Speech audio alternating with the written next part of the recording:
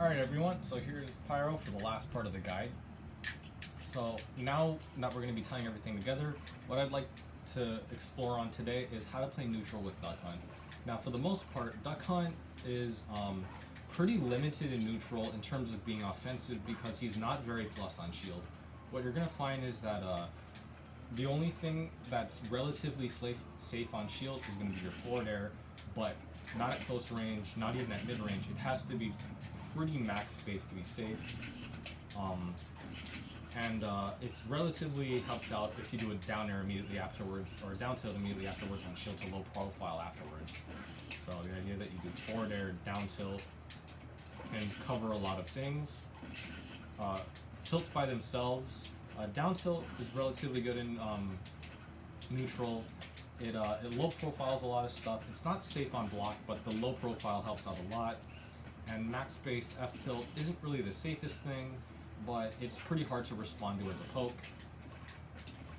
For the most part though, you can either be pretty ground based with defensive retreating forward airs, or you can be pretty ground based with a lot of down tilts. Generally though, things like dash attack, run up tilt, those aren't that good. Run up grab is okay. It's just a bit of a risk because Duck Hunt doesn't have the greatest grab range or the greatest dash speed to make a very, very good grab. And keep in mind, grabs are very punishable in this game. Although you do get a lot off of grab in terms of your combos. The next important thing to know is in terms of your other aerials, you can short hop your up air. This is generally really, really good at just your anti-air. This is your most recommended anti-air when people are trying to land on top of you from high above. This isn't very good to do if people are right on top of you because it takes a while to get the third hit of up air out, and the third hit of up air is the hitbox you want to be using to anti-air characters. Up smash and up tilt generally aren't that good as anti-airs for Duck Hunt. The third hit of up air is generally what you want. Also, Duck Hunt is a character that really appreciates fast falling his up air so that he can get the third hit out more consistently. This also just can lead itself into a lot of drag down up air situations. So this is one of the ways you'll find drag down up air situations for Duck Hunt, by doing falling fast fall up airs to get the third hitbox out as your anti-air.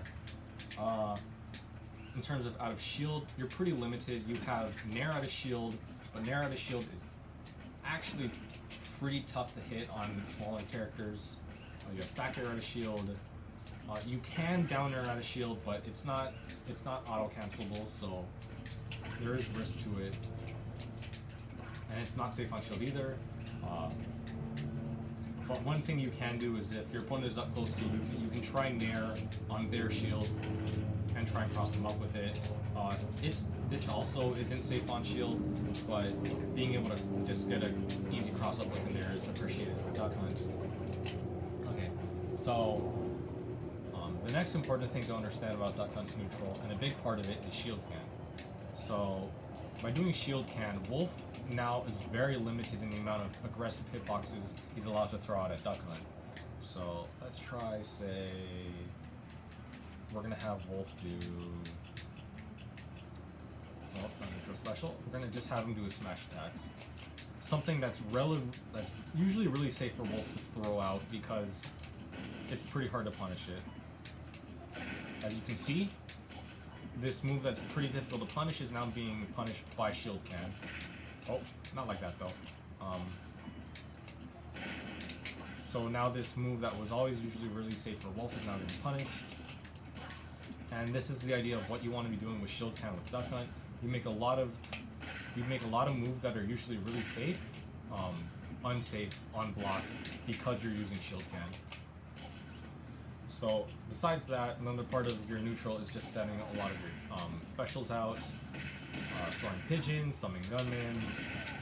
You're generally not actually a zoner. Your projectiles aren't that good at hitting opponents, the ones that at least are conscious and blocked correctly.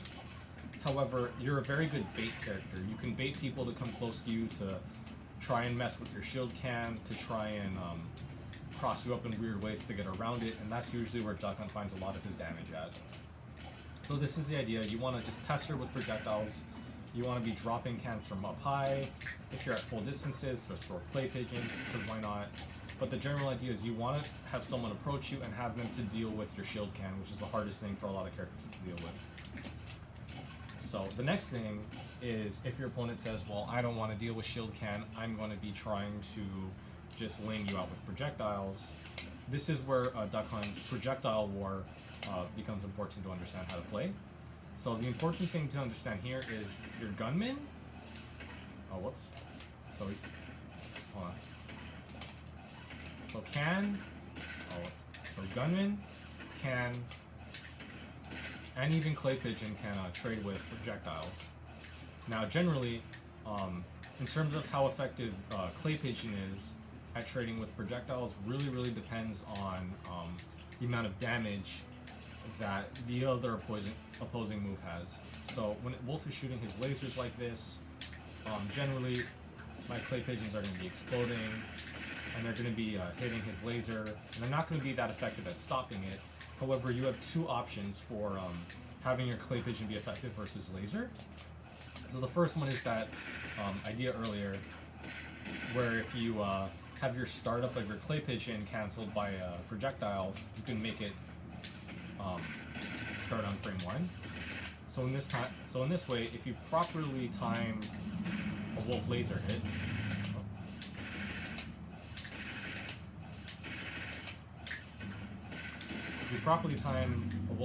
you can have your clay pigeon fly through his laser while at the same time you get hit and trade projectiles, which is generally in your favor because yours is doing more damage. The other one, though, is if we stale wolf lasers 6 times, 3, 4, 5, 6, we can do this. Oh, whoops. I guess it's the 7th one.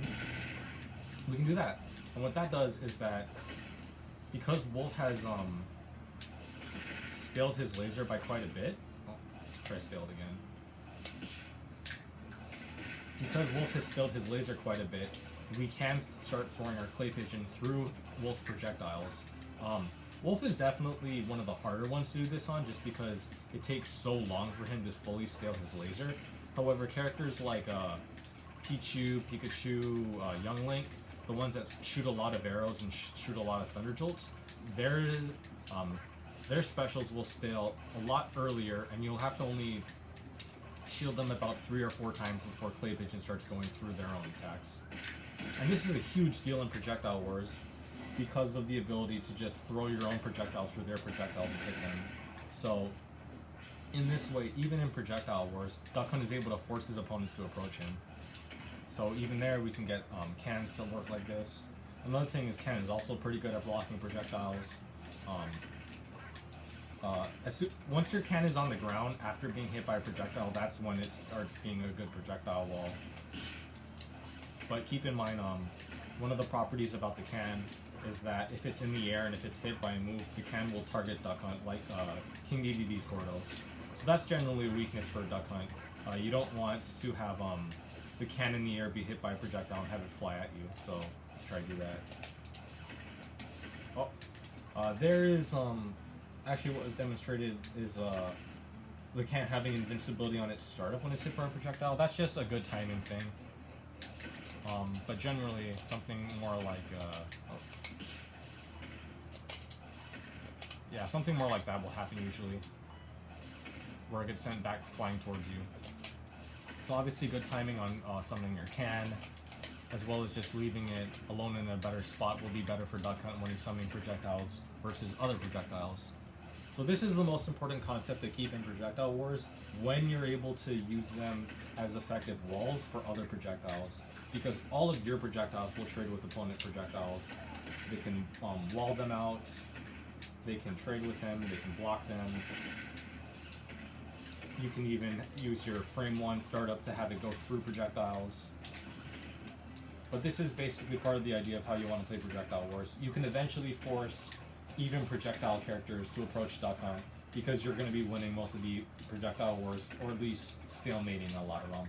This is why Duck Hunt can do so well versus characters like Snake, versus characters like Young Link, who have good projectiles, because you can force them to approach because you're trading positively in a projectile war. So that's a big part of your neutral. The next important thing to understand is in terms of finding your opening hits. Duck Hunt generally wants to start combos off of throws, off of forward air, off of grab. So like throwing someone that, so like grabbing someone, throwing them to can, up airs. These are generally the ways you want to be starting your combos. Stuff like nair up close at 0 is going to get you punished. Stuff like back air is not the best thing to do early on. But generally, you want to start off with just pelting them with projectiles. You want to be getting throws, and you want to be getting, even at 0, clay pigeons. So pretty non-committal way to start a lot of games. The next important part to understand is how to play out of disadvantage. The main thing when it comes to disadvantage is that there's two types of people that play against Duck Hunt. There's the people that will wait for you to pull a projectile, and there's the people that will run straight in. So the people that will wait for you to pull a projectile, so let's say this is at Wolf's burst range. Wolf can probably hit me with a dash attack here. If I summon a can, the Wolf player here is going to be looking at me and thinking, I'm waiting for him to press the B button so I can run up and dash attack him. Then there's also just the Wolf players that will look at this distance and say, I'm not waiting for anything, I'm going to dash attack immediately. So part of understanding Duck Hunt's neutral is what are the safe distances to throw projectiles at. You generally want to play at a burst range. If you're playing at a burst range where they can hit you with dash attacks and dash grabs, you want to be covering yourself with shield can. If not, then you want to be playing at a burst range where you can throw 3 projectiles at, and they don't have enough time to come at you and hit you. That's basically the idea. If you're close range with Duck Hunt, you always want to have the can next to you. But if you're farther away, generally not so much. This is the range that you can summon projectiles at a pretty safe distance, and you can force the approach to come at you. So that's part of the idea for Duck Hunt. You can force a lot of approaches, and you can stuff them with fading fares. You can just run around and use your pivot grabs because Duck Hunt has a very good pivot grab range. Sometimes it can even look as silly like Marth's and melee grab range with your pivot grab. It actually has a big dish joint on it. So that's part of the idea. You can, while playing at this mid-range, drop projectiles from above. You can shield your opponent's attacks and have your gunman shoot from behind.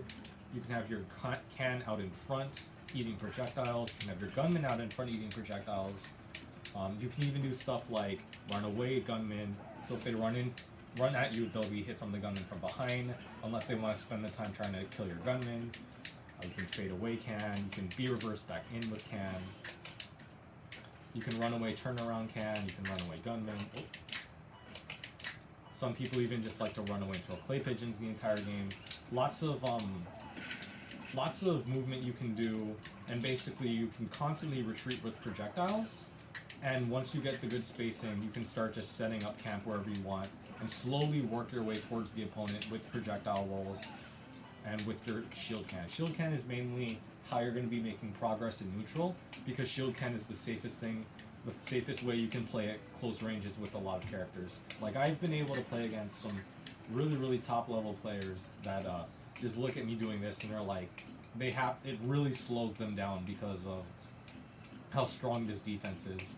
And the important thing to know is even in this position, it's also a good idea to just try and go for a lot of parries, because you can parry your own can, you can parry their attack, and it's just a strong defense position, because usually the best way to beat a parry is to throw out an attack after they fully drop their shield, or to grab them. But in this situation, Duck Hunt can't be grabbed because grabs get countered by can. So this is kind of a similar idea to with Snake playing with grenades in hand, but it's a lot more flexible because you're still able to use attacks out of it instead of Snake's grenades. So that's part of neutral. The next part that I'll be going over is ledge trapping, and this is where a lot of Duck Hunt's advantage will come from. So let's put Wolf at about 100 and let's throw him off stage. So in terms of covering all of the get up options with Duck Hunt, one important one is just understanding what's the lowest commitment kill moves you can do, and that is F tilt.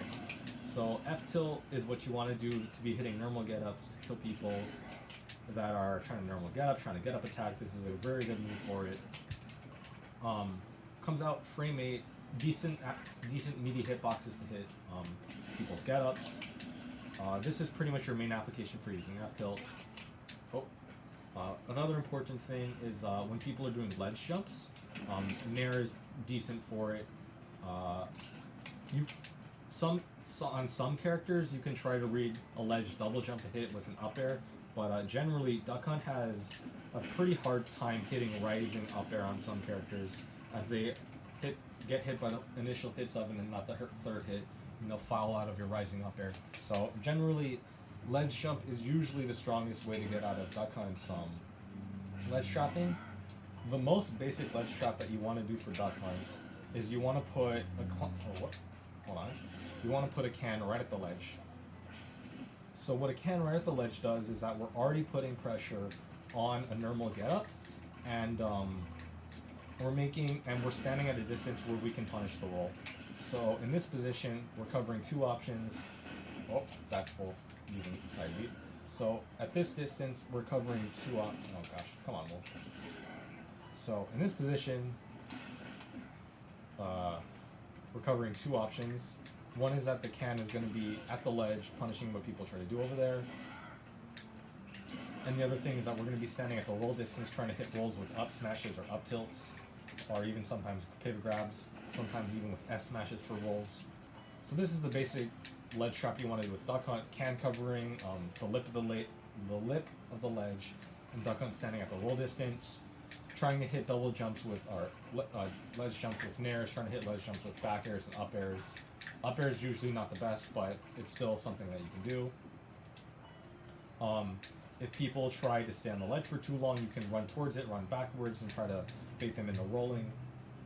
If people just like to stay at the ledge for too long, this is a nice thing. Eventually, can will explode. So Duck Hunt can actually wait a very, very long time for a ledge get up option and not worry about the ambiguity of it, because of can will be able to eventually explode on them. Even in this position where if they normal get up and they shield over it, you can pop the can to cover their shield and grab them afterwards, so you can get guaranteed grabs in that way. So this is just an awkward way for a lot of characters to deal with. The way that a lot of characters will try to deal with this situation is they'll just look at this and say, I'm just going to get up attack to get out of here. And while that is a good option, one of the things you can do to get around get up attacks on can is you can crouch. So by crouching, when they get up attack, the can won't hit you, and because get up attack has a lot of lag, you can respond to get up attacks with just F smash. And F smash is by far one of the hardest punishes you can do on get up attacks, and will lead to a lot of early stocks on impatient people at the ledge trying to find ways to get back. The other one is people just like to get up attack and hit the can that way, or ledge drop and hit the can. Ledge dropping and hitting the can is pretty character dependent, but also as well, if you see someone trying to ledge drop to get it and hit the can, this is also a good time that you can have smash. Because you're still standing at the roll distance, people doing ledge drop attacks is usually pretty easy to respond to. The only hard one is Lucina throwing a fair out at the can in this position. That's usually pretty hard to respond to.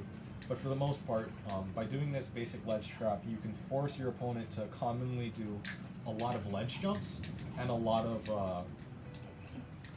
ledge attacks in this way. So you're covering two options. Well, technically you're covering three options because you also cover get up attack. But you're covering 3 out of 5 pretty common ledge options. And the last two, one is just going to be you reading ledge jumps, and the last one is you're going to be reading people ledge dropping and attacking, which both have punish windows that you can kill them for. So that's the basic idea of Duck Hunt's ledge trapping. But if they're coming from far off stage, don't even give them an opportunity to get back on stage. And this is where Duck Hunt's edge guarding comes into play. Now, some characters with slow recoveries, it's fine to just throw cans out off stage. It's fine to just throw clay pigeons off stage. Some characters you can even just like throw off and try sniping with a gunman off stage. But the most important thing to understand is when you're edge guarding opponents is the application that covering right here, right at the lip of the ledge, is where Duck Hunt actually has the most coverage in terms of responding to people trying to recover to the ledge. So the way you want to do that, and it's a bit more advanced, is the application of what your can and what your gunman can do at the lip of the ledge. So here we're going to hit Wolf off, we're going to summon the gunman, and as you can see how the gunman kind of ate the up B a little? That means that because the gunman creates an active hurt box, you can delay a lot of recovery moves by summoning gunman, by summoning can at the ledge to delay opponents. So one of the things that's pretty effective versus Wolf is we do this, we force him to side B, and we delay that side B. Oh, that's Wolf CPU being done. So we hit him up. So as you can see, we're delaying Wolf's recovery moves by throwing gunman out. Well, I guess even higher percent will make it work better. Oh, whoops, that's just a regular down air. Oh, so yeah, as you can see, we're pretty much forcing Wolf to hit our gunman and delay his delay the frames of his recovery. So we can even do stuff like F smash to punish side B now because of how much we're delaying it with gunman. So this works well on Wolf, this works well on Ness's PK Thunder. All kinds of recovery moves that have big hit boxes, you can delay them for a really, really long time with your gunman. Gunman will go below the ledge. Right, here we go. So we can do stuff like that to punish a lot of recovery moves with big hit boxes. And that's something really cool and really unique with Duck Hunt. The ability to delay a lot of hitboxes and then punish them with a strong kill move. So that's for Wolf side B, but even then we have ways to apply this with can to punish his up B. Let's put Wolf at about 100. Oh, whoops. There we go. So that's something that you can do with can, is that while gunman can only respond to your opponent's hitboxes to extend, can will respond to your own hitboxes. So by doing this, what we're able to do is we're able to also extend our opponent's extend our own hitbox attacks to hit the ledge better. So just a regular down tilt there in that position is a lot harder to do to two-frame Wolf with, but in this situation, in a situation where we're using can to extend our own attacks frames, it's a lot easier to time it.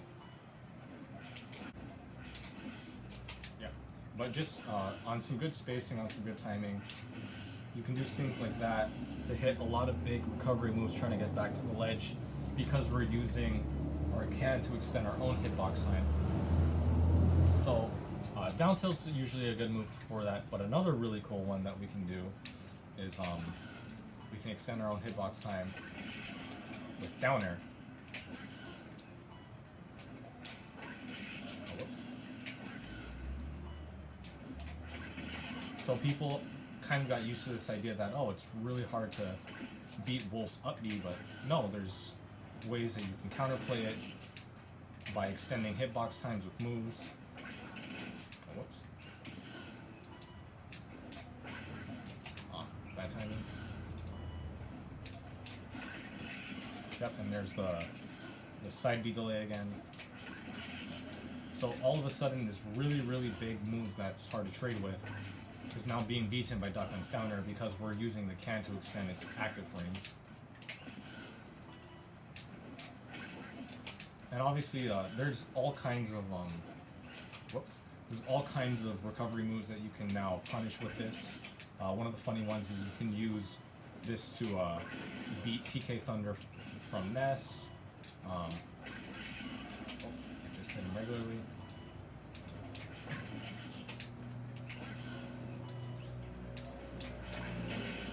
Yep. So trading with wolves. Hitbox is there. Dang it.